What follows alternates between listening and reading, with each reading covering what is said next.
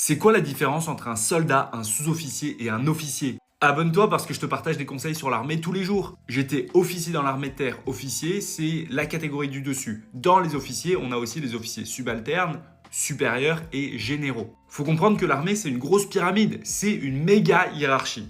C'est comme dans une entreprise, il y a des chefs, des moins chefs et des exécutants. Alors attention, il n'y en a pas qui sont mieux que d'autres, c'est des métiers différents. Mais forcément, plus tu vas être haut gradé, plus ta rémunération va être intéressante. Et dans la vie, l'argent, c'est quand même cool. Aussi, les métiers vont pas mal changer. Les militaires du rang, du coup les simples soldats, ce sont les exécutants, ceux qui sont sur le terrain qui vont exécuter. Les sous-officiers, ils sont au-dessus, donc eux, ils vont un petit peu commander, un petit peu exécuter. Ça va dépendre de où ils sont. Il y a des postes sur lesquels ils vont être pleinement exécutants, d'autres où ils vont commander.